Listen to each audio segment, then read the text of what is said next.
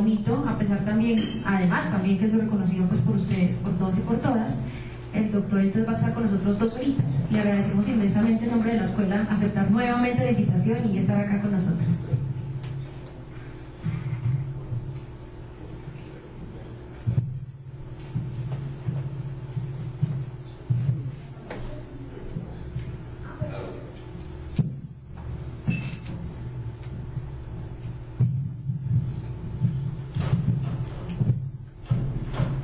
Buenas tardes para todos. Creo que lo del micrófono es por lo que están personas en la web, si no lo necesitaríamos. Bueno, entonces un gusto estar con ustedes por acá. Vamos a revisar el tema de la sobretasa a la gasolina. Este impuesto, lo primero que hay que decir es que estos impuestos que nacen con una característica especial. No sé si ustedes lo conocen o lo han estudiado, pero este impuesto nació para Bogotá, exclusivamente en sus orígenes, con el decreto 1421 de 1993. Entonces, este decreto 1421 decía en el artículo 56 que el Consejo Distrital de Bogotá podía imponer una sobretasa a la gasolina hasta del 20% del valor del precio al cubo. Hay una serie de discusiones sobre hasta dónde podía el Ejecutivo, al expedir el 1421, crear impuestos nuevos, porque era un estado de excepción. Incluso siendo un estado de excepción, en el artículo 150 de la Constitución, de las cosas que no permite es que cree impuestos. No había guerra, entonces no teníamos ninguna de estas características, pero sin embargo apareció el impuesto a la sobretasa a la gasolina. Una vez expedido el decreto de 1421, Bogotá lo adopta en el acuerdo 21 de 1995. Los recursos, decía el decreto 1421, básicamente debía completarse para la consecución de fondos para la construcción del sistema de transporte masivo de la ciudad de Bogotá. El Distrito Capital lo adopta entonces, como les decía, con el acuerdo 21 de 1995, que lo tenemos acá, y tuvo unas modificaciones que están señaladas en el acuerdo 23 del 97, el acuerdo 4 del 98, hasta que llega ya la disposición del acuerdo 26 del 98, que incorpora las regulaciones del artículo 488. Entonces, ¿qué decía la norma de Bogotá en el acuerdo 21? Decía que se establecía una sobretasa a la gasolina equivalente a 13, 14 y 15% para los años 1996, 1997 y 1998. Esa era repito, esa era la norma original que después fue replanteada y ya se volvió nacional con la definición de la ley 488. Pero lo interesante de la revisión de este impuesto es que este impuesto nació para Bogotá, con unas tasas, con unas tarifas alícuotas bastante pequeñas, 13, 14, 15, solo por 3 años, decía el acuerdo 21 de 1995, y la destinación estaba dada para la construcción del metro. Aquí está, decía la norma en qué se va a gastar, los recursos, decía que entonces el 50% tenía que hacerse para planes viales, obras viales y la construcción del sistema de transporte masivo en la ciudad de Bogotá. El impuesto como tal, en el año 1998, el legislador ve lo bueno que fue haber implementado este tributo en el Distrito Capital y el buen manejo del recaudo que se tuvo con el decreto 1421, con el mismo, y expide la ley 488 de 1998, donde el impuesto queda convertido ya en un gravamen de índole territorial, pero aplicable a todo el territorio nacional. Tenemos algunas disposiciones ya basadas en la ley 488, como son la ley 681 de 2001, la ley 693 de 2001. Estas dos leyes ya las vamos a discutir a continuación. Lo que hacen es cambiar los plazos que están en la ley 488, en la ley 693 específicamente, donde estaba en 15 días para la declaración por parte del responsable de la sobretasa, y lo pasó a 18.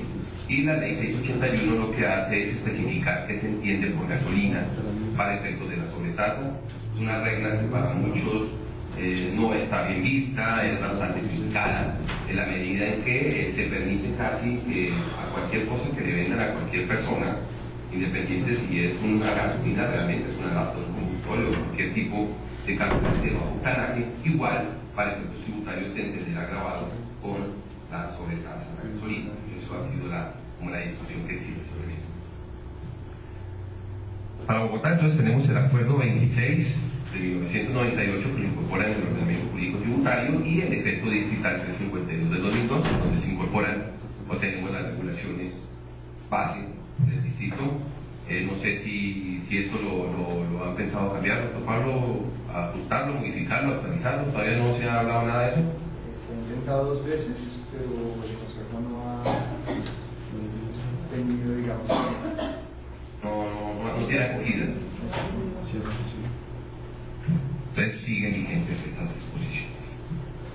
¿Cuál es el hecho generador de el impuesto a la sobretasa a la gasolina? Es un impuesto para todos los efectos tributarios. Bueno, antes de explicar el hecho generador, lo primero que tengo que explicarles aquí es que este es un tributo cuyos sujetos activos es un híbrido. Entonces dice la ley 488 que los sujetos activos del 18.5% serán los municipios y del 6.5% serán los departamentos. En el caso de Bogotá, el 25% es exclusivamente de la ciudad. Pero en el resto del territorio nacional la sobretasa se cobra de forma proporcional.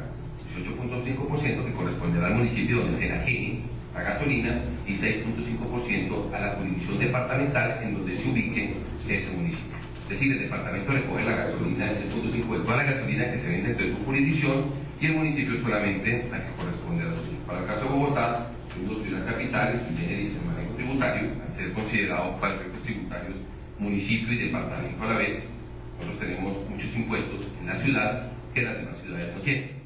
Por eso cuando algunos van y copian el Estatuto de Bogotá y lo ponen en otras ciudades, se encuentran unos municipios con el impuesto al consumo como impuesto propio, o el impuesto a vehículos como impuesto propio, y estos no son impuestos de su propiedad, son impuestos de propiedad del departamento al que pertenece. Entonces, ¿qué impuestos nuestros de Bogotá son departamentales? Los impuestos al consumo de cervezas nacionales extranjeras, el impuesto al consumo de cigarrillos de procedencia extranjera, está el impuesto sobre vehículos automotores, que otro impuesto hay por ahí, el impuesto de loterías horarias y el impuesto de premio de loterías, que son impuestos departamentales en las demás jurisdicciones, en nuestro caso son impuestos municipales. Bueno, entonces aclarado esto, tenemos que ¿cuál es el hecho generador? El hecho generador del impuesto es el consumo, es la norma de gasolina nacional o importada dentro de la jurisdicción del distrito capital. Ese es el hecho generador, que se da por el consumo. Por aquí encontré, bueno, está en la norma, antes de mostrar una sentencia, porque al igual que pasa con los impuestos al consumo, dentro del cual se clasifica la sobretasa a la gasolina, en los impuestos al consumo, el hecho generador y la causación se dan en diferentes momentos, que no es lo normal en los demás tributos. Cuando uno mira el ICA, ¿cuál es el hecho generador del ICA? El realizar una actividad industrial, comercial o de servicios. ¿Cuándo se causa? ¿Cuándo se realiza la actividad industrial, comercial o de servicios? Renta, el generador se da la generación de ingresos y producción de riqueza. ¿Cuándo se causa? Cuando se genera el ingreso y se produce la riqueza. En IVA lo mismo. El predial, por ejemplo, tiene una fecha específica de causación, pero aquí, como los impuestos al consumo, el hecho generador se da en un momento del tiempo y la causación o exigibilidad, más que todo, se da en otro momento del tiempo que es diferente. Por regla general, la exigibilidad se da primero que la ocurrencia del hecho generador. Si ustedes miran, por ejemplo, en un licor, usted perfectamente, el productor puede producir el licor y sacarlo de fábrica para su expendio. En ese momento se causaría el impuesto. Pero que el licor se consuma puede perfectamente pasar días, meses, años, y sin embargo la carga impositiva ya nació. Entonces, este impuesto tiene esa misma característica, tiene desglosado el hecho generador de la causación y se pueden dar en momentos diferentes, aunque tienen interrelación, y de esa interrelación que tienen nacen las obligaciones fiscales, así el hecho generador como tal no se haya logrado establecer o plasmar, que es el típico caso cuando ocurre un hurto de un vehículo que lleva gasolina o lleva licores o lleva cerveza, salió de fábrica, sí, paga el impuesto. Se consumió, se presume que se consume, dado que son productos que bajo su precepto propio químico no sirven para otra cosa que para ser consumido, para lo cual fueron construidos o elaborados. Esta definición que tenemos acá de la ley 793 es la que nos dice qué se entiende para efectos del impuesto sobre gas específicamente, qué se entiende como gasolina. Y nos dice que es gasolina, la gasolina corriente, la gasolina extra, la nafta o cualquier otro combustible o líquido, incluyendo los combustóleos que sean derivados del petróleo y que se utilicen como carburante, con excepción de los combustibles de aviones. ¿Por dónde está la problemática? De pronto en algunas estaciones de servicio se puede dar los que está fiscalizado, ¿quién está fiscalizado sobre tasa de gasolina alguna vez? ¿No has fiscalizado? ¿Cómo se fiscaliza la sobretasa? Como cuando hacen los operativos, ¿cómo hacen los operativos?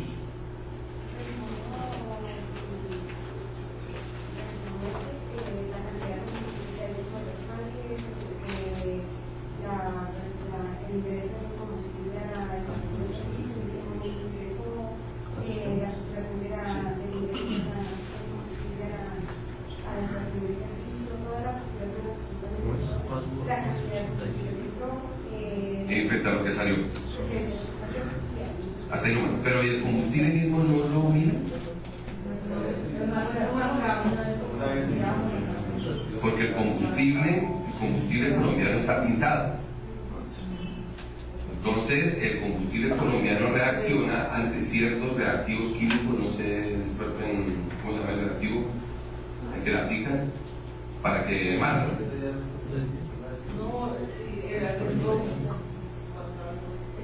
La gasolina normalmente es de color amarillo rojizo, pero se supone que cuando con el reactivo tiene que resultar como azul, un azul verdoso.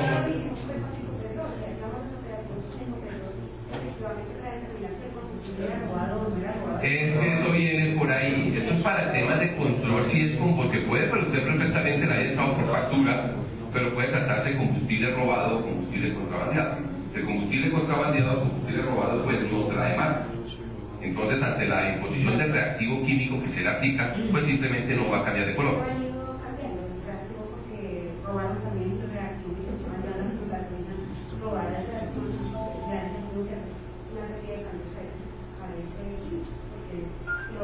Estamos en el país de Salvador Corazón, todo puede pasar.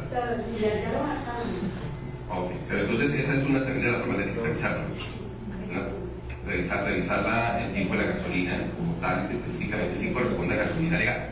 Aquí en Bogotá, digamos que la gasolina contrabandeada no creo que sea muy viable, pero en zonas, por ejemplo, como Bucaramanga o en la costa es muy común, hasta Santa Marta llegan los pipineros con sus tanques de gasolina venezolana. ¿Saben cuánto está costando un galón de gasolina venezolana? 2.000. En Venezuela la gasolina tiene 3 calidades. La que nosotros llamamos la corriente, ellos la llaman de bajo octanaje. La que nosotros llamamos la extra, ellos la llaman de medio octanaje. Y viene una gasolina que se llama de alto octanaje, que en Colombia no se da. Una gasolina más pura, aquí no se da. La gasolina de alto octanaje está costando 180 pesos, claro. Parece una bendición, ¿no? Para los que viven en frontera y para los señores que la trafican. Imagínense cómo es. Tengo un pariente que vive en Venezuela y le digo, ¿cómo está la cosa? No, pues la vida con 2.000 pesos tanquea uno y compra el pan. El lío es conseguir el pan. Porque la tanqueada sí hay, gasolina sí hay, pero pan no encuentra. Te sale muy barato, por eso es que se la llevan. Cuando usted compra en Cúcuta o en zona de frontera, en Magdalena, compra una pimpina de 5 galones de gasolina super extra, se la venden por ahí a 20.000 pesos. Es un regalo, supuestamente es un regalo. Porque aquí costaría como, no sé si se sacaría, pero nomás con la anterior costaría 50.000 de pesos y la venden en 20 y ellos están ganando de por sí ya 18.000 pesos en cada pimpina que están vendiendo. Por eso el tema de la carga de contrabando. Bueno, entonces aquí lo que se busca con esta ley es básicamente que lo prácticamente legalizar cualquier venta de cualquier tipo de combustible. Porque así como ustedes pueden encontrar gasolina que no es legal, también pueden encontrar que la gasolina venga vendida. Hay regiones donde le echan nafta a la gasolina, en otros países le dicen nafta a la gasolina, pero aquí la nafta es un combustible de bajo octanaje, la mezclan y pues la rinden un poquito.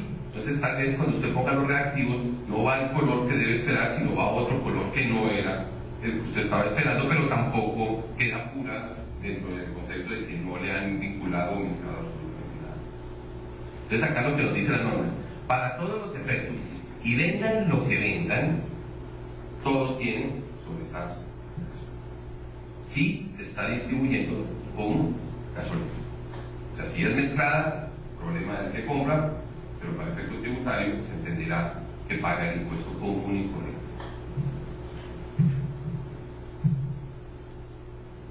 ¿Cuándo se causa? Dice la norma que la gasolina se causa en el momento en que el mayorista, el importador, el distribuidor enajena la gasolina al distribuidor minorista o al consumidor. Entonces, la causación o el nacimiento de la obligación tributaria se da al momento de la enajenación. El mayorista, distribuidor, importador, ¿a quién? Al minorista o al consumidor final. También dice la norma que también se causa el impuesto cuando el mayorista, el productor, la retira para su propio consumo. Entonces aquí tendríamos la historia esta de discusión del tema del carro robado que salió con gasolina, fue enajenado por el mayorista, minorista, pero se la llevó. Que es la misma discusión de los impuestos de consumo. Que discute el minorista, yo no debo pagar porque no la consumí. El mayorista dice, yo sí la enajené. Pero es que realmente la gasolina se perdió. Se quedó entre curvas. ¿Debe pagarse el impuesto? Sí. Que es un poco justo, que es un tanto injusto, esa es otra historia. Que además de que a usted le robaron la gasolina cuando el mismo Estado se quiere proveerle la seguridad para que eso no pase. A usted se la roban, le toca pagar el impuesto. Está de cotudo con papel. Pero, desafortunadamente, como la causación o el momento en que nació la obligación se dio cuando, al momento en que se enajenó por parte del mayorista, allí nació la carga impositiva, allí nació la obligación tributaria, independientemente que el mayorista no la haya podido entender cómo era su intención. Pero la obligación tributaria nació en ese momento. Aquí tengo un fallo del Consejo de Estado, entonces tienen arriba ustedes, no sé si se alcanza a ver bien, está como... Esto está... Ahora chiquitamos un poquito. ¿Ahí se ve mejor? No. ¿Ahí ya no se ve?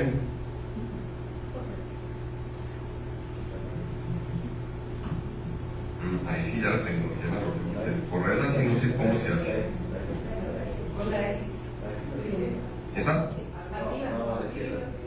¿Caliente? ¿Mejoró? ¿Ya me salí? Está bien delimitada la imagen. ¿Ahí?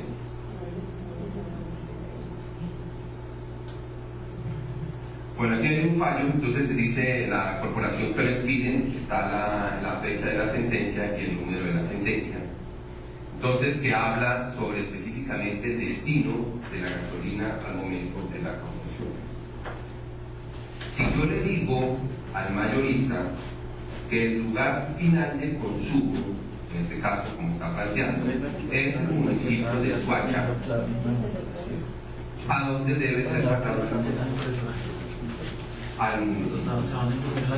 Independientemente de lo que haga con la gasolina, que es otra cosa de la compensación, y es otra historia, digamos, eso y el rendido del traslado de gasolinas entre jurisdicciones. Pero el que sabe, en principio, para dónde se va a consumir es el que la compra. ¿Sí? O sea, el distribuidor final es el que la está pidiendo para una estación de servicio en una determinada jurisdicción. Si esta persona le indica al mayorista que es en esa jurisdicción, pues ¿qué tiene que hacer el mayorista?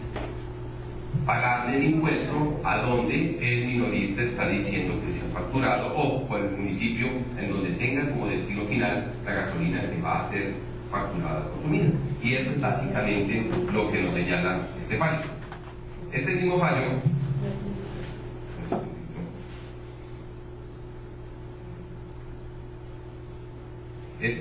fallo nos refiere el punto que discutíamos o tocamos hace un segundito sobre el tema del consumo frente a la obligación del pago del impuesto. Es el Consejo de Estado que al haber nacido la obligación con la cautación, es decir, con la venta del mayorista al minorista o al distribuidor final, no importa si la gasolina es consumida ahí o no ahí, en principio, porque no podría demostrársele simplemente que la gasolina se va a consumir. Y por lo tanto, la carga impositiva como tal tuvo que haber sido satisfecha al ente territorial esa afirmación que ya habíamos planteado hace un minuto. Responsables. En materia tributaria, cuando nosotros hablamos del sujeto pasivo, tenemos varios tipos de sujetos pasivos. ¿Cuáles conocen ustedes? ¿Cuáles se acuerdan?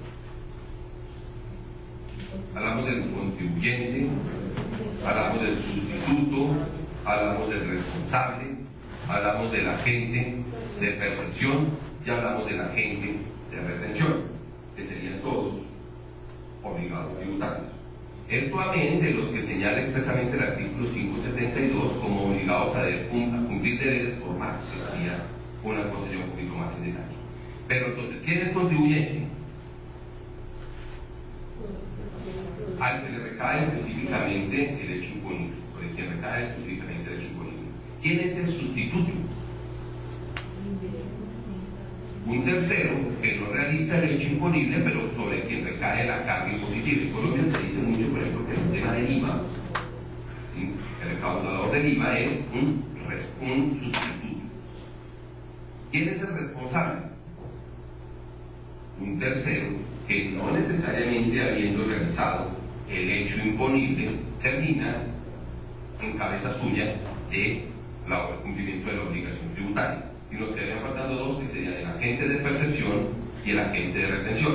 Aquí se le dice que nosotros le decimos agente de retención a todos, pero internacionalmente se diferencian uno y el otro. ¿Quién es agente de retención? El que de un monto de dinero extrae un porcentaje, como en el caso de cuál, el IVA. Y se dice agente de percepción el que a un monto de dinero le adiciona un porcentaje sobre el cual va a practicar la percepción, que es el típico caso del IVA. Cuando uno dice 20 millones más, y sobre esa percepción adicional es que la gente requiere el 15% en el caso del IVA, por lo menos como lo vemos. Nosotros en la sobretasa a la gasolina hablamos de responsables, porque aquí es una cadena, es un impuesto al consumo. Tenemos que está un mayorista que le vende a un distribuidor intermediario o le vende directamente al distribuidor final o minorista. Pero ¿quién termina realmente pagando la sobretasa? El consumidor final, es un impuesto al consumo. Interviene el minorista. ¿El qué hace? Él la recauda del quien la paga y se la transfiere al responsable, en este caso que será el mayorista, que para efectos tributarios es el obligado al pago del tributo ante el fisco territorial correspondiente. Este tema es un poco aburrido, ¿no? Que tiene que tener una cabeza más que tiene unos pillos por ahí, ¿no? Y después del almuerzo, pues una bendición. Ya uno más sueño todavía. Entonces, para efectos del impuesto, dice la norma que el responsable es ¿quién? El mayorista, los productores y los importadores, que son en principio quienes están comercializando la gasolina al minorista o distribuidor, independientemente, noten ustedes que quien la paga es el que se la consume, ¿sí? Quien que la recibe de quien la paga tampoco es el responsable tributario acá en este evento frente al fisco. El responsable es el que paga, el mayorista. Es el mismo caso que pasa en los impuestos de consumo. El que produce el licor es el que paga el impuesto, pero el que lo paga realmente en últimas es el que se lo toma. Y el intermediario, que será el distribuidor minorista, es el que se lo recauda para efectos de pagarse los mayores. Y va toda la vuelta que manejamos el impuesto al consumo, tal cual es acá. Nos dice la norma también que son responsables directos, como los ocurre en el impuesto al consumo, aquellos transportadores y los expendedores al letal, dicen, cuando no puedan demostrar la procedencia legal de la gasolina. Entonces esto significaría que, ¿qué pasa en los impuestos al consumo? Que si una persona lleva gasolina de contrabando, se están cometiendo varios delitos. El tema del contrabando, ¿sí? Pero también, además de las infracciones de índole penal a que se va a haber visto esta persona, tiene que sujetarse a infracciones o sanciones en materia tributaria. No lo liberan un tema de los pero por mismo que ocurre en los impuestos de consumo. Entonces, ¿ustedes ven que alguien, por ejemplo, aquí en Bogotá venden licor adulterado? Muchísimo, muchísimo. Se vende mucho en la zona de San Andresitos. Allá donde compran en el negro de confianza, o el paisa de confianza, lo más probable es que el licor que se tome también está adulterado. Más que no se muere, porque lo hacen con alcohol potable. Pero era un guayabo el otro día, de uy, ¿cómo me está haciendo daño? Yo pensaba que mujeres era tan bueno, ¿no? Está tomando un jarabe hecho en Martínez, pues que le va a dar mucho, ya, lo hacen alcohol potable al 90%, pues entonces es una cosa que no se van a quedar ciegos ni se van a morir, pero que les está metiendo alcohol poco confiable y poco confiable. Cuando ustedes vayan, si tienen alguna oportunidad de hacer unos operativos que se hacen con la DIAN, los de rentas, en Dinamarca, ellos ahí miran y de cada 10 botellas que venden en San Andresito dicen las estadísticas, 9 son adulteradas. Y la gente sigue comprando y uno dice, ¿con quién se toma uno un trago si no es con un amigo, si no es con un pariente? Bueno, porque uno con el enemigo no va a pagar.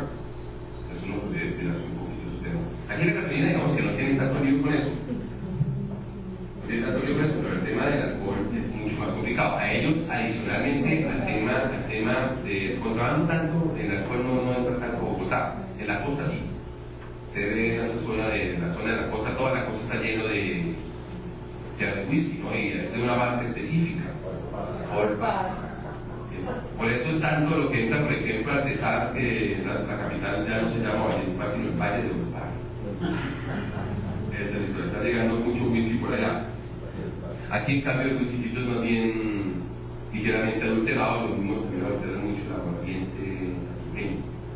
El néctar no tanto, pero el antioqueño que gusta tanto de los jóvenes lo adultera bastante. Entonces, hay que tener cuidado. Entonces, en ese caso de esos impuestos, se aplican lo mismo que ocurre acá, sanciones de índole tributarias por el impuesto no pagado y además de eso sanciones penales por manipulación de alimentos, por la cantidad de delitos que se pueden cometer cuando usted adultera un producto de esa característica.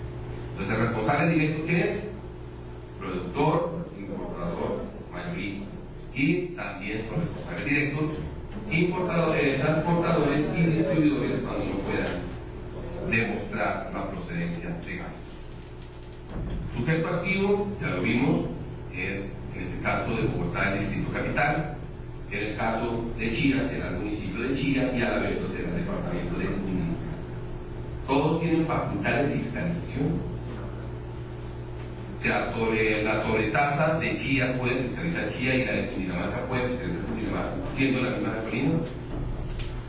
¿O es una competencia dividida o una competencia mixta? ¿Cómo se llama?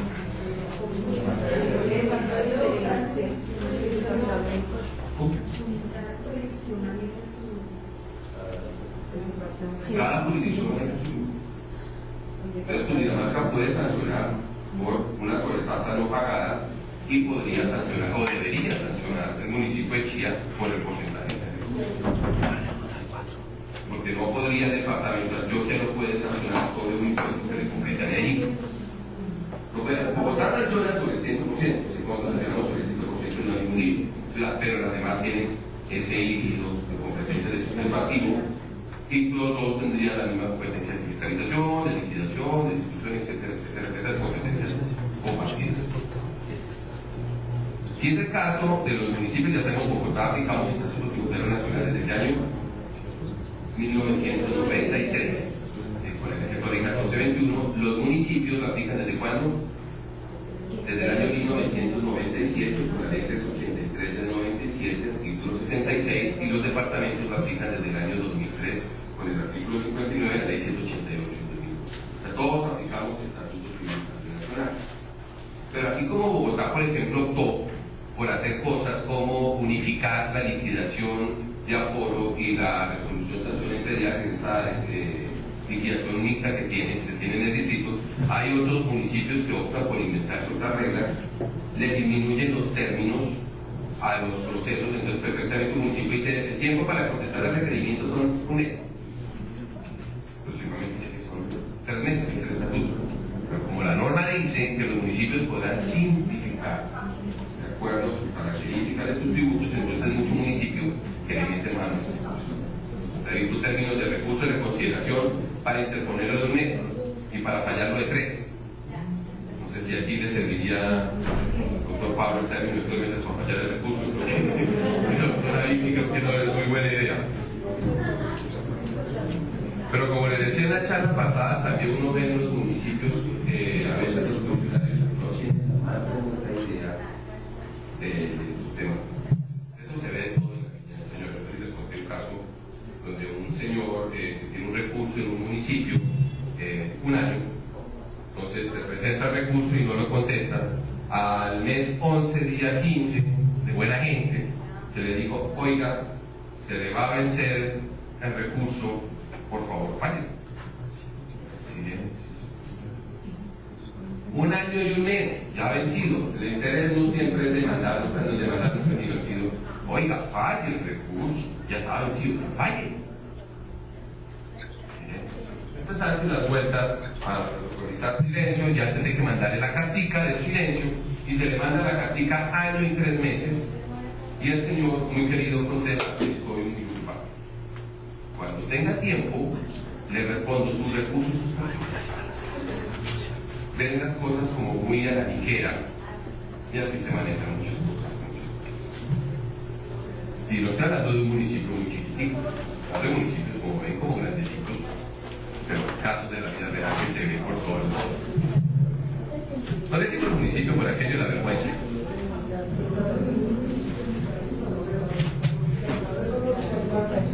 No, no tanto. Mira, ahorita le puedo contar, mi doctor, y que estoy en una mano de cosas. Ahí en el municipio, por ejemplo, del Valle del Cauca, el Quindío, hay empresas privadas, que esto es un poquitico violatorio de la ley 1386. Digo que es un tricito porque la ley dice que no se le puede entregar la administración en ninguna de sus etapas a los particulares. Y usted, por ejemplo, a una empresa que la cual asesoró, le recibió de 6 municipios el mismo emplazamiento en texto exactamente igual, se respondieron, ¿sí? Viene la liquidación oficial exactamente la misma, incluso en 2 mencionan otro pueblo diferente al donde se está fallando, y el recurso de reconsideración lo fallan exactamente igual. O sea, si usted les pone 10 sentencias a responder, ellos no las miran. En otros lados también se ve, ¿no? No las miran, simplemente fallan, y fallan con formato. Y entonces uno va y dice, ¿y esto por qué está pasando? O sea, que coincidan 6 municipios de un departamento, incluyendo a 2 departamentos, porque son 2 departamentos, son Valle y Quindío, en una misma respuesta, donde 20 hojas se contestan exactamente de la misma forma, con los mismos errores de ortografía, dijo una secretaria de Hacienda. Eso se llama coincidencias. Entonces, eso no son coincidencias, se llama intervención de terceros en procesos tributarios. Pues son particulares que van de pueblo en pueblo diciéndole, persigan a tal empresa que soy plata. Y le venden idea a los secretarios y lo están haciendo. Entonces usted ve un poco de pueblitos que usted, si yo le pregunto, Guacarí, ¿eso a qué le suena a usted? Guacarí es en el valle. Y Cerrito, son vecinos. Y así un montón de pueblitos que uno nunca había escuchado hablar. Y están molestando al medio mundo con eso. Y entonces ya se extendieron hacia aquí. Y ahora me contaron el último chisme que me lo contaron antier, que ya están en Risaralda también.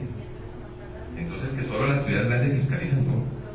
Todo. El lío es que se vuelve en fiscalización de modelos y es contra ciertas empresas. Es contra usted, cogen 5 o 6 empresas grandes y a todas lo mismo. Y van de pueblo en pueblo vendiendo la idea. Eso es, pues para el asesor es bueno, pero para los empresarios es terrible. Y eso no vale que decir que Procuraduría, que eso está prohibido, porque la ley lo prohíbe. Y dice que cualquier contrato tendrá que ser revisado. Igual se mantiene de la misma forma. Lo mismo está pasando en Boyacá y en Santander. Entonces van de pueblito en pueblito haciendo, esto es otra empresa, y lo mismo en la costa. Entonces, toda la fiscalización es en forma de bueno, no solamente por la casa fiscal, todo, algunas fiscalizan bien, otras no tienen ni idea, otras medio dicen algo, hay de todo, hay unas muy buenas que dicen cosas muy, que estudian muy bien los casos y meten, cuentan todo, de todo, otras buenas, sí. Ya que la mayoría.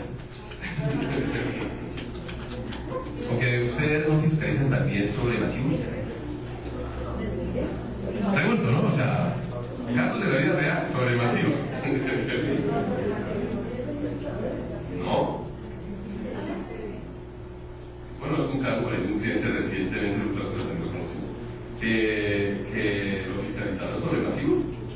O sea, el tipo tiene unas plantas de gallinas por allá en el Popayán y en el Tolima y está sancionado aquí con miles de millones de pesos.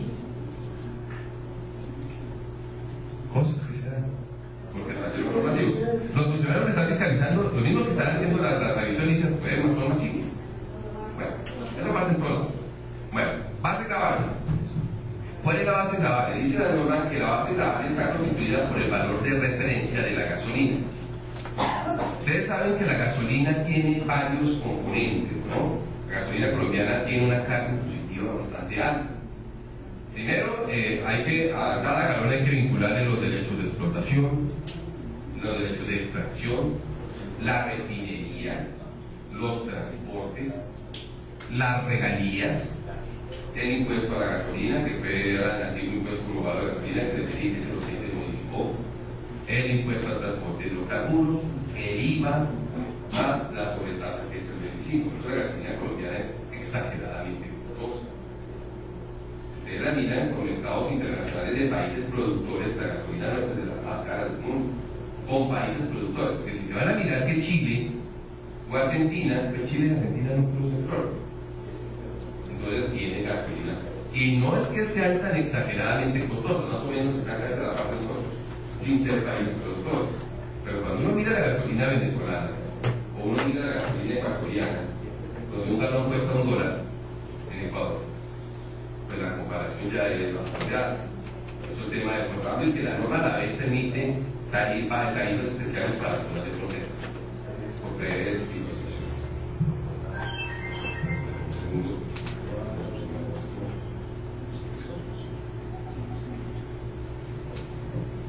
Entonces, tenemos que la gasolina tiene el Ministerio de Minas efectúa la certificación de la gasolina mensualmente, fija los valores, que es cuando le dicen a uno que va a subir 200 pesos, sube 100 pesos, o cuando tenemos la fortuna en que baja 50, 100 o 200 pesos, es el valor de referencia de la gasolina. A ese valor es al que le fijamos nosotros la sobretasa. El requisito es que la gasolina tenga un mismo valor por departamento. Ese es un requisito. Entonces uno ve como cosas raras, que ¿dónde está la gasolina más costosa de Colombia? No, como Colombia. Hacia allá, usted vaya al Casanare, vaya a Villavicencio para abajo mientras se hace esa zona, la gasolina, así un galón aquí está en promedio de 8.500, allá está 9.000. También dice que hay ironías que en el Casanare, que es de donde la sacan, pero es que la refinan lejos y el transporte de vuelta es el que la pone costosa. Pero hay departamentos que no producen gasolina, como el caso Quindío, como el caso Caldas, y tienen gasolinas bien baratas, incluso más baratas que las nuestras, la de Bogotá. Y es que es esto, temas de ya después de refinación, también hay los costos de transporte, todas esas otras cosas. Entonces, para efectos de la determinación es el valor de referencia que fija el ministerio. Un valor y a eso le sacamos nuestro porcentaje del 25%, eso se hace mes a mes. Las tarifas. Tenemos aquí las tarifas que aplican a nivel nacional. Entonces decimos que la tarifa distrital, la norma habla de municipal y distrital, entendiendo que además del distrito capital, en Colombia tenemos ¿cuántos distritos más? ¿Cuál? Tenemos el distrito histórico, cultural y turístico de Cartagena, el distrito histórico, cultural y turístico de Santa Marta, y el distrito industrial de Barranquilla y el distrito industrial y portuario de Buenaventura. Entonces, para esos distritos diferentes al distrito capital y los demás municipios, tarifa 18.5%, para los departamentos tarifa 6.5%, para el distrito capital tarifa 25%. Dice la norma que los consejos municipales de las zonas fronterizas pueden optar por una sobretasa de menor cuantía. La norma le dice que les da la disposición que entre el 2 y el 6% de rango para buscar hacer la gasolina colombiana un poco más competitiva en zonas de frontera.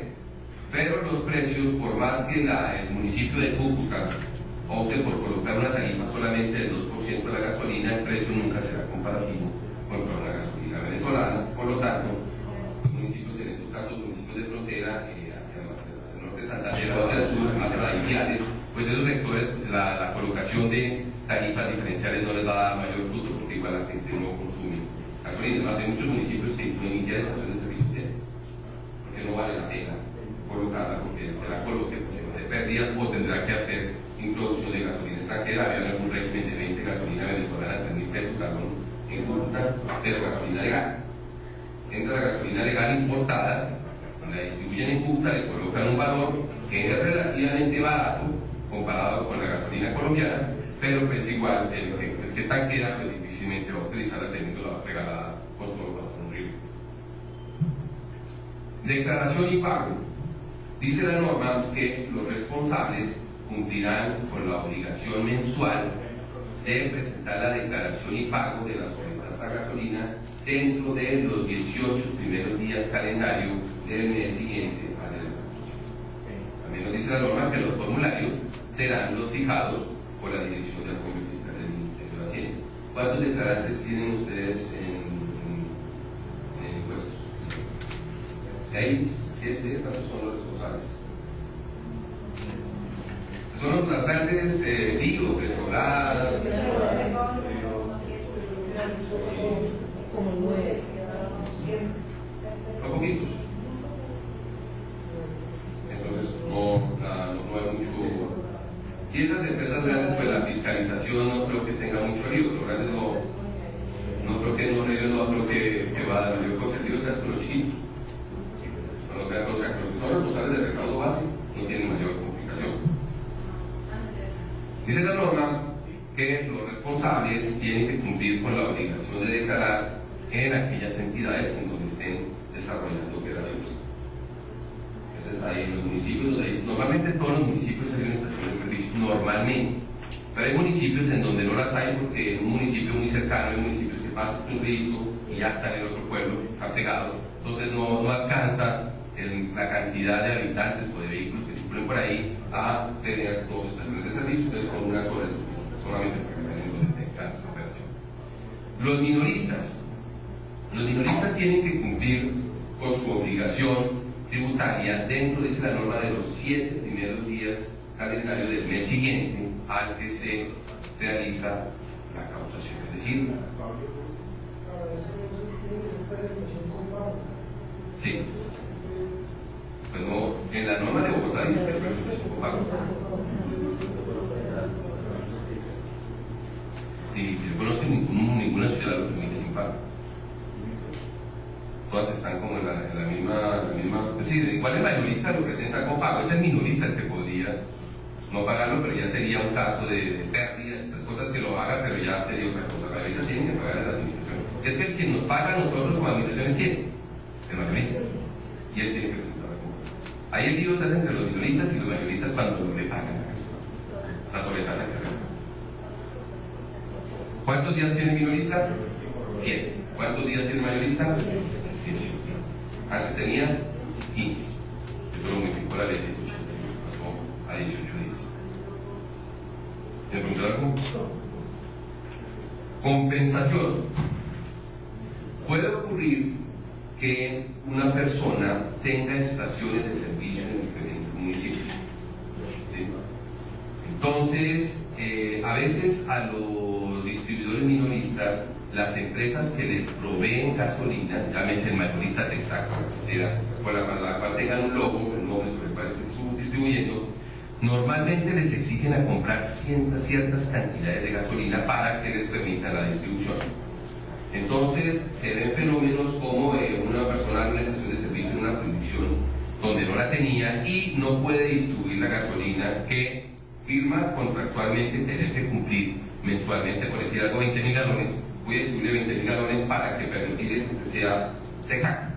Entonces el distribuidor, ¿qué hace? Empieza a vender, pero empieza a acumular gasolina porque recibe 20, después otros 20 y no alcanza a distribuirla. Entonces estas personas lo que hacen en algunos casos es sacar la gasolina de una jurisdicción y llevársela a otra jurisdicción. Normalmente el que tiene una estación tiene 2 o 3 estaciones, es un negocio de pocas personas. ¿Sí? Entonces, ¿eso es válido hacer? ¿Puedo yo sacar la gasolina de un pueblo siendo mi gasolina, yo ya habiendo pagado el impuesto, porque yo ya lo pagué, la sobretasa es ¿sí? ¿Podría yo sacar mi gasolina de mi pueblo y llevármela a la ciudad? ¿Puedo traerme la gasolina que yo le pagué a Chía y venderla en Bogotá? Siendo mi propia estación la de Chía y mi propia estación la de Bogotá. Siendo gasolina que le compré a Texaco como mayorista para Chía, pero la vendo en Bogotá. ¿Es mi gasolina? Eso está claro que sí.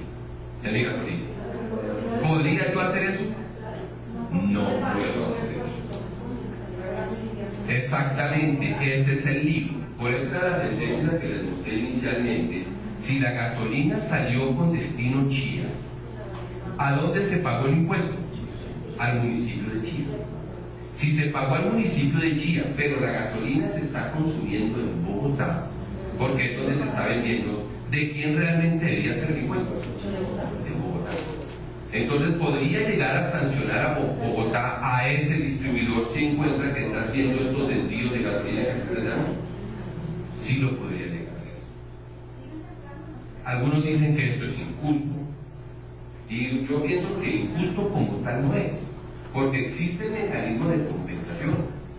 Yo podría perfectamente decirle al mayorista: señor mayorista, voy a desviar gasolina, tantos miles de galones de Chía a Bogotá, por favor compense el pago de la próxima carga. Entonces, cuando él vaya a pagar el siguiente pago al municipio de Chía, le descuenta el equivalente al impuesto de estos 1000 galones y se los paga. Eso se puede hacer.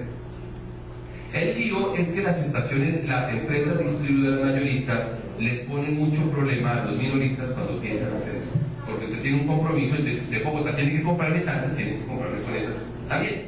Entonces empiezan a poner problemas y eso hace que la gente le toque utilizar el mecanismo de lo que llamamos vulgarmente por debajo de cuerda, empezar a llevar gasolina de un sitio a otro ilegalmente, atentando necesariamente entonces contra los recursos del fisco en el cual se está consumiendo finalmente la gasolina.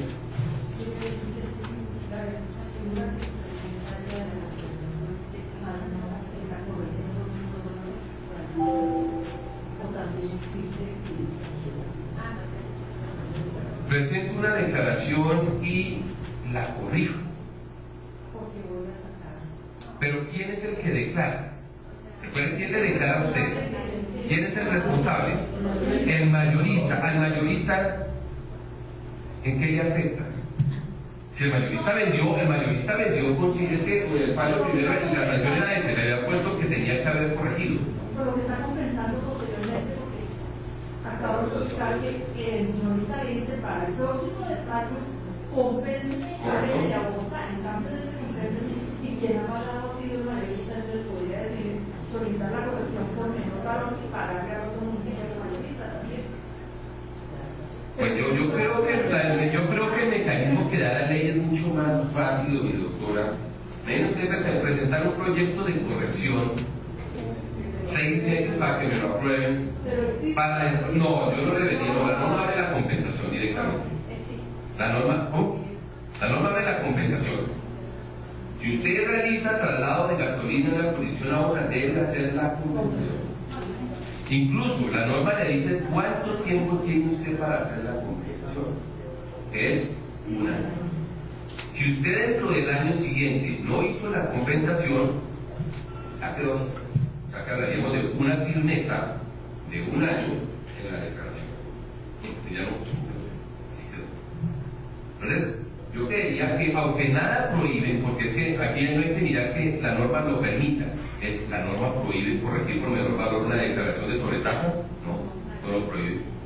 ¿Podría yo corregir la declaración de sobretasa para efectuar la compensación? No se me había imaginado, pero legalmente podría ser válido. O sea, no está prohibido hacerlo. La norma le establece una figura, pero se encuentra que una figura alternativa podría hacerse. Lo que pasa es que esa figura alternativa en mi concepto no es muy idóneo, porque tendría toda la tramitología. Entonces tendría usted que primero presentar el proyecto, esperar que le acepten, ¿sí? Pregunta: ¿y si no le aceptan? Entonces lo sancionan cuando la plata no es suya, porque la plata ya es del otro, ¿sí? Bueno, y si le aceptan, después tendría que pedir la devolución. No, eso es una complicación, doctora. Es que lo digo como una idea interesante, pero Entonces, la norma por eso establece esta figura de compensaciones. Que si ustedes miran, es exactamente la misma figura de los impuestos al consumo, de lo que se conocen como los reenvíos. Les explico esto. En impuestos al consumo, normalmente el transportador de la ciudad también lleva una tornaguía, documentos de control, que son las mismas de los impuestos al consumo. Entonces hay tornaguías de tránsito, tornaguías de movilización y de reenvío, que son los tres tipos de tornaguías. Entonces, cuando llega una tornaguía de tránsito, por ejemplo, realmente viene de puerto a zona franca, o de puerto a simple guarda, no se va a distribuir. Porque, por ejemplo, una empresa de licores tiene la sede en Bogotá, pero la mercancía no entra necesariamente por Bogotá, puede entrar por Barranquilla, por Cartagena, por Buenaventura, dependiendo de dónde venga. Algunas pueden entrar por avión, pero normalmente esto viene por barco. Entonces llega la mercancía acá, pero aquí no se consume. De aquí sale, dice, voy a consumir tanto en Medellín. Entonces sale con una tornaguía de movilización hacia Medellín, lo cual significa que la carga impositiva queda en ¿dónde? En Medellín. Cuando es de movilización, obliga a la departamentalización. Pero Medellín dice, Antioquia, el empresario dice, no, este vino no pegó acá. Este es un Cabernet Sauvignon poco fuerte, este es más para tierra fría y Medellín es muy caliente. Entonces si se pone a la nevera, pierde la contextura, entonces mandémoslo para otra vez para Bogotá, o mandémoslo para Pasto, o mandémoslo para Manizales, que es frío. ¿Qué tiene que hacer el empresario? El impuesto ya lo pagó, se lo pagó Antioquia, en el caso de la oferta sería exactamente lo mismo. ¿Qué le toca hacer? Reenviar. ¿Y cómo reenvía? Saca una tornaguía de reenvío por un valor, y esa tornaguía se la envía en ese caso al fondo cuenta, para que el fondo cuenta del pago futuro que tiene que hacerle a la jurisdicción a donde estaba originalmente, se lo descuenta y se lo pasa a la otra. Es la misma figura de compensación. Ahí no cambia nada, es la misma filosofía, porque sigue siendo un impuesto al consumo.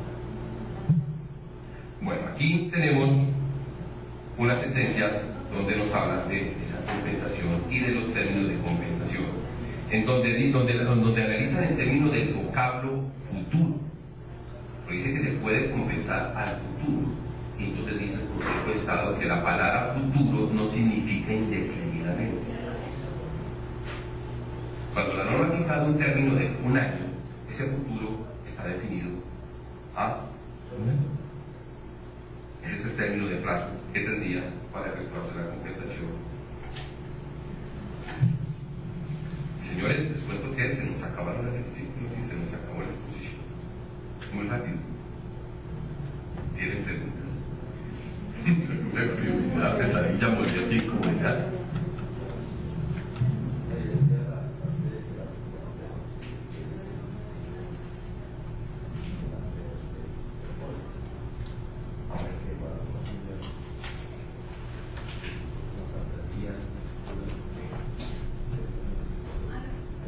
Pero no es sobre la corporación, no existe, ¿no?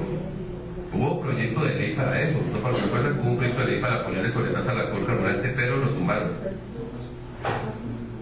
No pasó. No les gustó la idea de compararlo. Era lo justo. Lo mismo que la discusión que ha habido sobre la sobretasa al gas natural, que también se pensó en alguna época y se habló en alguna época que se quería colocar sobretasa porque hay mucho vehículo ahora que circula es con gas natural.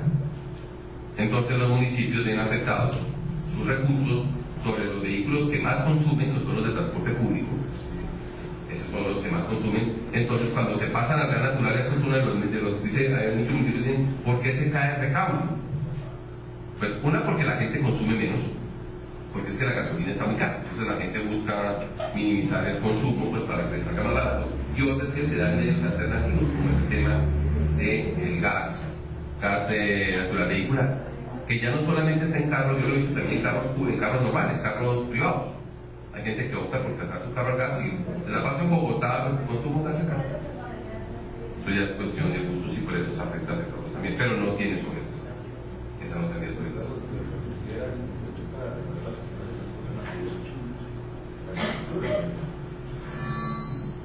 La filosofía en principio sí, aunque ya con la ley 488-98 la sobretasa tiene básicamente una libre disposición por parte de los entes territoriales en su caso. La filosofía original que tenía el decreto ley 1421 y que está en el acuerdo 21 del 95 era que los recursos de la sobretasa eran para la construcción del metro. Esa era la filosofía. Pero, y era una, como les decía al comienzo, era un tributo temporal. Solo era por 3 años, 96, 97 y 98, no era por más. Y el tributo no fue temporal y metro tampoco hubo. No porque esta norma salió fue para Bogotá, era solamente para Bogotá porque fue 1421. No era pero inicialmente fue para mayoría. ¿Cómo? Inicialmente fue para mayoría. ¿Para qué? Para mayoría. Maya Vial y metro, decía que 50% era para el metro. La norma hablaba de metro. Eso sí, no sé. Mira, aquí está, dice.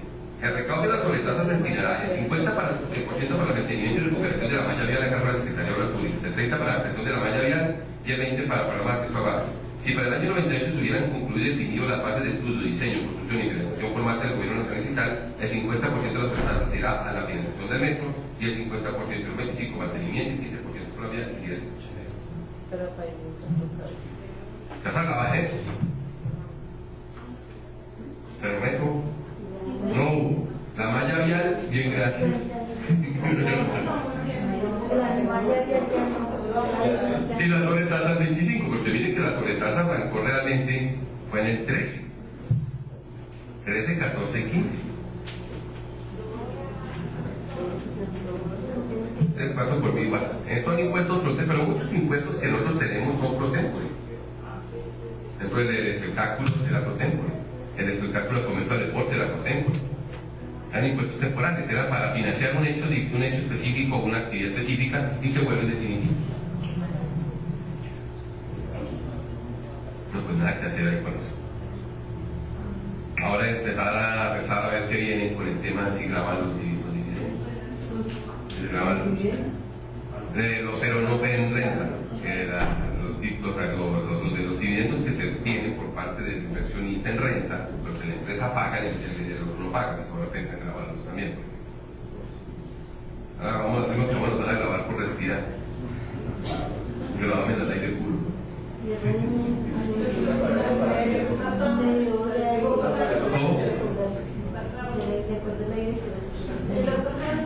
Siendo el impuesto una derogación pecuniaria de carácter directa y sin incluirse el Estado, pero sin compensación directa, ¿hay en esa definición encaja la sobretasa o más bien de compensación directa como la tasa? No, este es un impuesto. Este es un impuesto, sí, este es un impuesto. Porque ¿cuál sería, cuando uno habla de tasa, en la tasa tiene que haber necesariamente la utilización de un servicio o bien público. Usted tiene que recibir algo a cambio de eso. ¿Qué recibe usted a cambio de la sobretasa? Que pueda tener una destinación específica, que la pueda el municipio decir para qué la quiero que se la gasten, es otra cosa, pero destinación específica usted no tiene. O sea, beneficio específico suyo con taxación directa usted no recibe. Porque no lo tiene. Que la gente se queje es otra cosa, que la gente dice, ya es que yo pago sobretasa la gasolina y pago impuesto de vehículos y las calles terriblemente. Eso es otra historia. Pero eso de queja no pasa. Yo podría demandar al Instituto por implementar. La plata no es para eso. Es un impuesto. ¿Cómo? Demandar.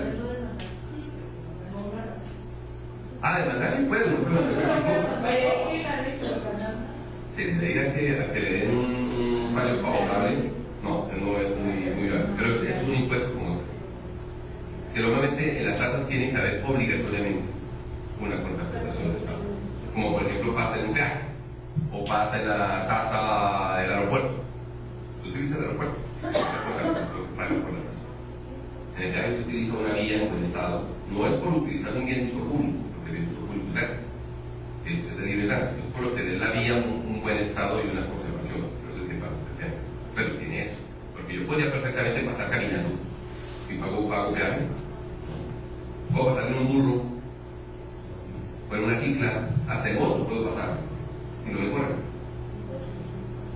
Entonces hay contratación, aquí no hay ningún tipo de contratación, ahí hay la destinación, eso es.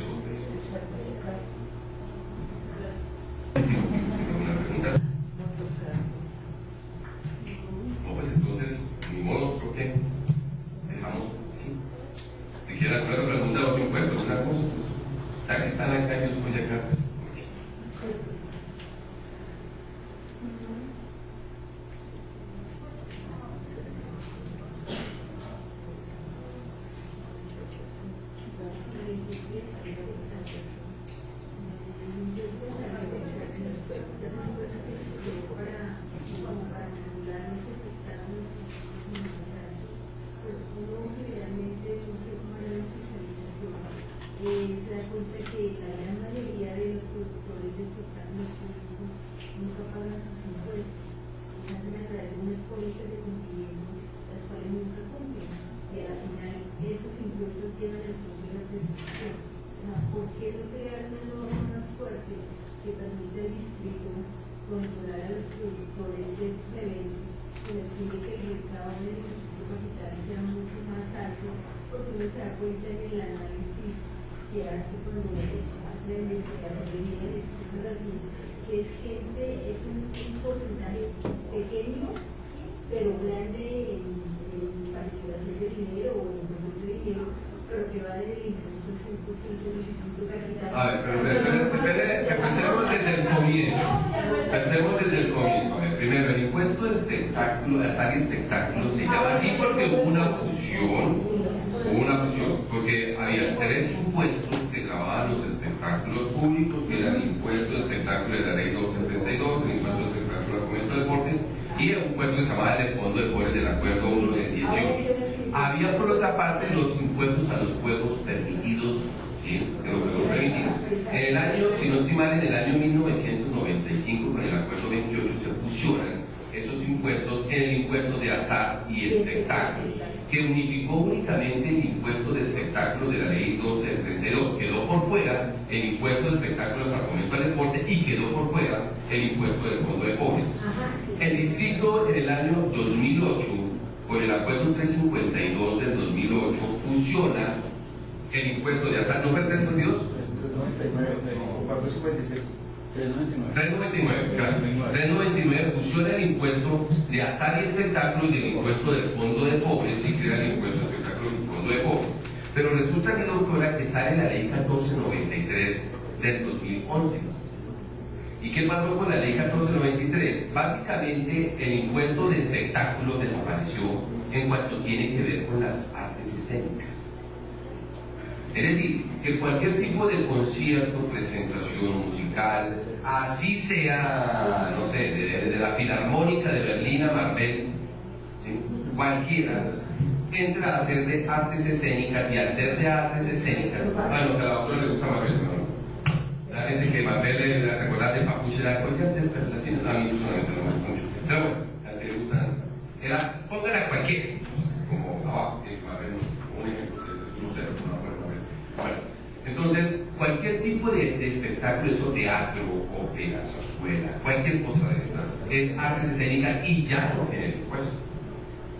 Entonces, no es que el impuesto se esté cayendo, porque hay una evasión masiva y continuada de los pocos empresarios que porque el impuesto básicamente desapareció. Quedan unos ítems que la ley 1493 definió que no son artes escénicas y sobre los cuales el distrito puede trabajar y fiscalizar. Que son básicamente corridas de toros, por ejemplo, carrera de caballos, de perros, reinados, desfiles de modas, son poquitas, lo hípico ya estaba por fuera. ¿Qué otra cosa? ¿Qué otras atracciones mecánicas? Eso no puede grabar. Por eso es que el impuesto a ustedes tuvo que haberse decidido para el fuero, porque es que el fuerte no era las corridas de perros ni las... Los conciertos ya no pagan. Es que no pagan, es que no tienen que pagar. A ver, ahora la ley 1493, doctora, creó ahí un híbrido interesante, y es que los recursos son del distrito, pero no es el distrito el que los cobra. Los cobra es el Ministerio de la Cultura. ¿Sí? Los recursos sí son del distrito, pero el que los factura es el Ministerio de la Cultura y el que los fiscaliza es la DIAN. Entonces, por eso es que ya sus impuestos, si le toca a usted ese impuesto en el área de fiscalización, pues ya no va a tener mucho que fiscalizar. Que hay, o sea, son exteriores, no entiendo el año 2016, de verdad son impuestos que igual tienen sus actos administrativos, y uno se da cuenta que son grandes productores y que no pagan los impuestos. Pero ya crear, como usted propone, mecanismos nuevos de control, ya no, porque para qué. De ahí para atrás, pues habían de, pues, que usted no lo dijo, que ahí tiene que haber el ejemplo de la persona que hacía un espectáculo público, tenía que garantizar el espectáculo con una póliza de cumplimiento por el monto determinado del espectáculo. Solamente la póliza prohíbe el impuesto, cuando las sanciones y por eso se pagan el impuesto, más no pagan lo que corresponde a nuestro interés, eso le corresponde al productor, entonces es el producto. No existe, Pero por ahí eso es lo que le pasa a cualquiera que fiscalice o a los más tristes a los que cobran. Los de cobro son los más tristes del paseo porque los fiscalizadores por lo menos están en cerquita, pero cuando le llegan y cobran, muchas veces empresas que ya se han acabado. Entonces quedan las mismas, se quedan tristes y se deprime el funcionario porque no puede recuperar los recursos que le encomendaron y sufre, pero ahí sí. Busque solidaridades, trate de ubicar a ver si de pronto alguna cosa le sale, pero ya de ahí eso lo que es humano a uno funcionario, pues hace lo que humanamente posible tiene, o sea, hasta ahí llega, y si no puede hacer nada más ni modo, sí. Otra cosa, Carlos, yo tengo un inquietud, yo siempre me he preguntado en eso, es ¿por qué el contribuyente le permite establecer una empresa o una cirugía XY, como se llama, con unos socios y le permiten declararse en quiebra sin que los socios sean tocados? Si la empresa no es limitada, no es limitada, la podemos embargar a los socios a ellos. Pero yo pienso que tanto los gobernantes como las personas que crean las normas deberían crear una norma que permita sancionar a cada uno de los socios o a la empresa que entre en quiebra y que pueda cobrar a los socios, porque a ver, doctora, pero es que en Colombia quebrar una empresa y abrir otra con un nombre diferente, con los mismos socios. O sea, usted está partiendo de un principio de mala fe, que todo el que se quiebra es porque es malo o lo hizo para evadir. Partamos de una cosa, y es que después de que es una persona jurídica, es una ficción jurídica sujeta de obligaciones, observadora de derechos e independientemente de quien la forma. Porque necesariamente una empresa se crea para realizar una labor que hizo bien. Puede que le vaya muy bien, como puede que le vaya muy mal. O sea, mire cómo, por el contrario a la opinión que usted plantea de enrudecer las normas de respaldo a este campo, ¿qué pasa con las SAS? Con las SAS. Y la moda es ser SAS. ¿Por qué? Porque usted con las SAS se evita esas responsabilidades. Usted va solamente hasta la responsabilidad de la empresa y se evita cualquier tema, aparte de la limitada, de tener responsabilidad solidaria de los demás, y ya, solucionar problemas. Usted va solo hasta la empresa. No tendría usted que entrar a responder por nada más, una vida. No, pero claro, o sea, ¿dónde está entonces el compromiso del ciudadano de buscar el desarrollo de nuestra ciudad? Por decirlo de esa manera. No, tú dices que yo voy de Malate o pienso de Malate. No, que piensas que el otro actúa de Malate. Bueno, que el otro actúa de Malate. Es que muchas veces, cuando nosotros hacemos cantidad de investigaciones y revisamos, obviamente uno se da cuenta de muchísimos casos donde esta empresa, en el momento en que le generaron un acto administrativo, le hicieron una investigación, una fiscalización, y efectivamente la deuda es muy alta. Al poco tiempo o se declara liquidación o se declara en quiebra o el mismo condado, pero lo más que le sorprendió a uno es que cogen a ver otra empresa con el mismo pelo, con los mismos socios, con los mismos, el mismo objeto social, con todos los recursos que la empresa anterior tenía. Pues aquí está, en la ley 607 está la norma Santiago.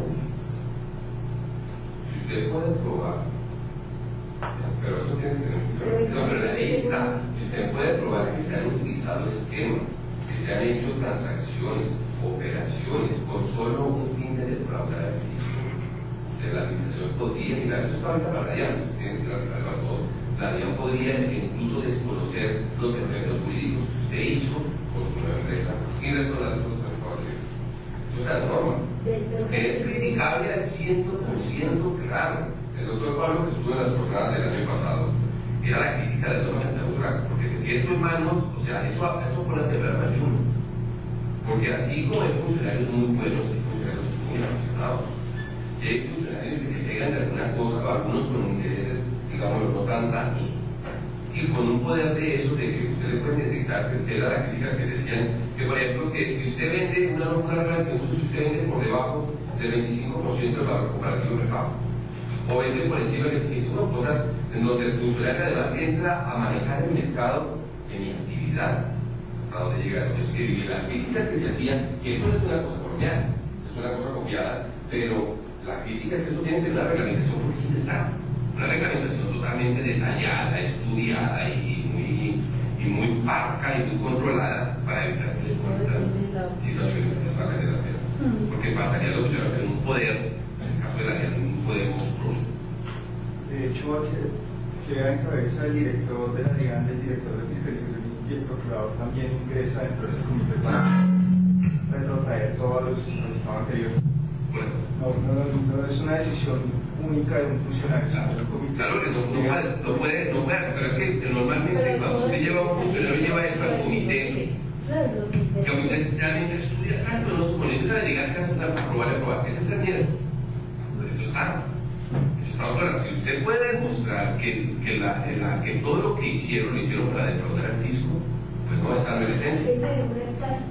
Ni tampoco el convertirse como muchas empresas que estaban siendo limitadas y mágicamente crean una SAS con el mismo nombre, Pérez Hermano Limitada, y ahora se llama Pérez Hermano SAS como empresa nueva y con los mismos socios casualmente, y empiezan a trasladarle todos los clientes, y esta empresa ahora tiene beneficios tributarios. Eso la DIAN está encima de eso. El que se volvió SAS ahorita bajo esa figura tiene aquí el letrero de también cara. ¿Qué pasó con Servivan? Servivan parece que Servivan es una empresa o una entidad sin ánimo de lucro.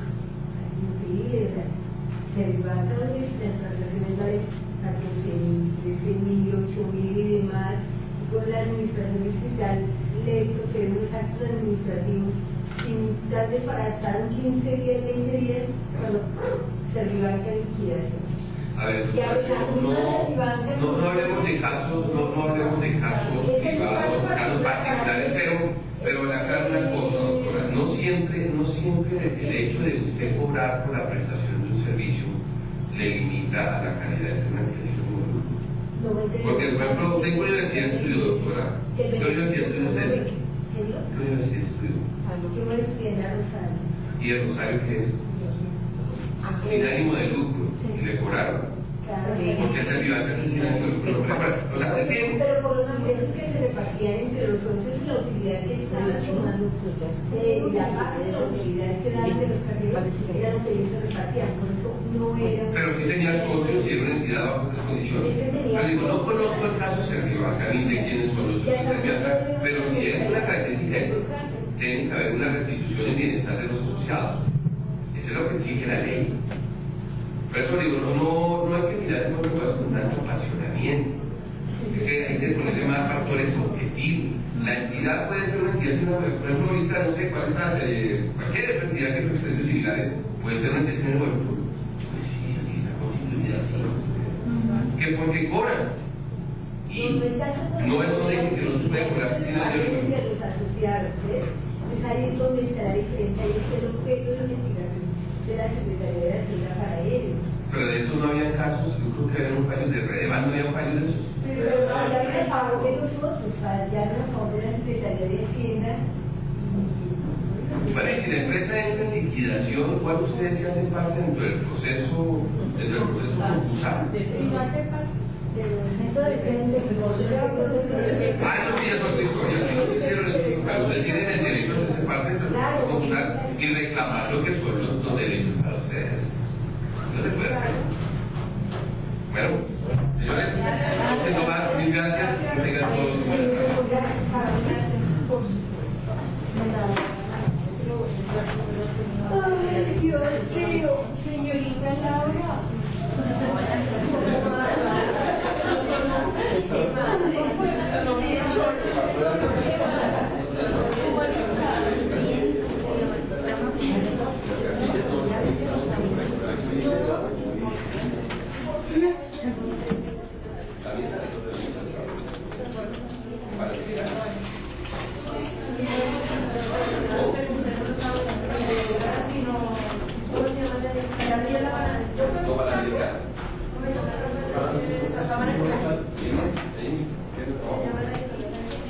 Buenas tardes. Buenas tardes. Sí, ese les envía directamente. ¿Al correo? Ah, bueno, pero... Pues si tiene uno muy cerca. No, ese no traje precisamente, entonces por eso... Entonces yo le informo a Víctor de Asunción, a la chica de recepción, Sí. informarle para saber si hace para que se les envíe por correo electrónico. Ah, sí, para que haga el contrato, ¿cierto? Sí, señor.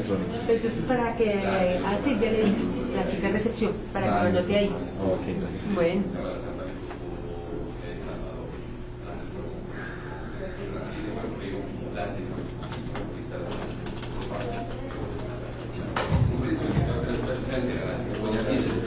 Pero parece que no siempre es con